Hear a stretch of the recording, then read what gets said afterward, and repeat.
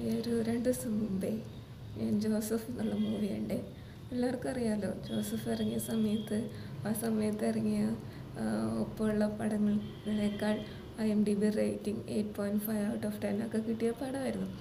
അപ്പോൾ ഞാൻ പൊതുവേ തിയേറ്ററിലൊക്കെ പോയി മൂവി കാണുന്നത് വളരെ കുറവാണ്.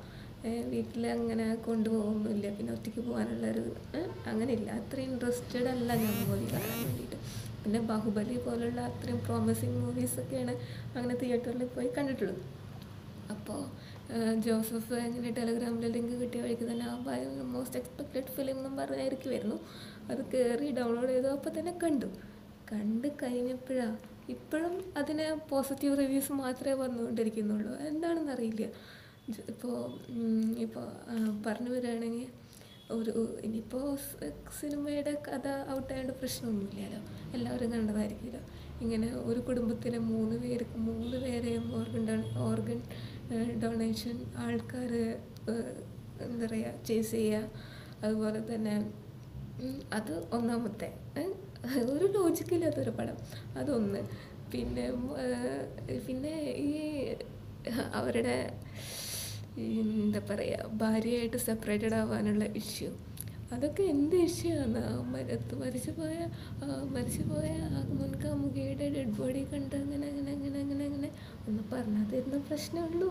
പിന്നെ അതൊക്കെ ഭയങ്കര ലോജിക്കലായിട്ടാണ് എനിക്ക് തോന്നിയത്.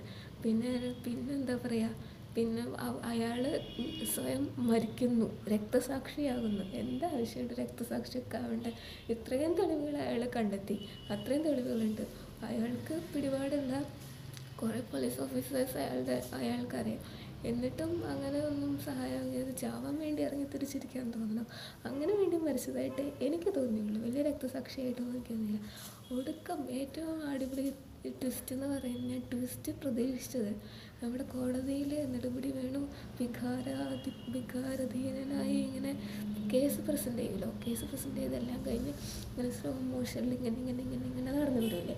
നടന്നു വരുമ്പോൾ ഞാൻ വിചാരിച്ചു ജോസഫ് മരിച്ചിട്ടില്ല, ജോസഫ് അവിടെ മരിക്കാതെ ഡെഡ് ബോഡി ആയിട്ട് വെറുതെ അവിടെ എന്തോ ട്വിസ്റ്റ്, ജോസഫ് ഇതാ പുറത്ത് നിൽക്കുന്നു, ട്വിസ്റ്റ് അങ്ങനെയാണ് ഞാൻ വിചാരിച്ചത്. പക്ഷേ അവിടെ എന്തിനായിരുന്നു അവിടെ അങ്ങനെ ഒരു സ്ലോ മോഷൻ, അങ്ങനെ എന്തൊക്കെയോ ഒരു സ്റ്റോറി, ഒരു ഒട്ടും ഇല്ലോജിക്കലായിട്ടുള്ള. പിന്നെ ഒരു സാമൂഹിക പ്രതിബദ്ധത, എന്തൊക്കെയോ വെറുതെ ആൾക്കാരൊന്നും കൂടി ആലോചിക്കും ഇനി ഓർഗൻ ഡൊണേഷൻ വേണോ വേണ്ടോ എന്ന്. അതുകൊണ്ട് അത്രയും സിനിമ കൊണ്ട് ചെയ്യാൻ പറ്റിയിട്ടുള്ളതെന്ന് എനിക്ക് തോന്നിയിട്ടുള്ളൂ. അപ്പോൾ ജോസഫ് കണ്ടു, മൂഞ്ചി, അത്ര ഉണ്ടായിട്ടുള്ളൂ.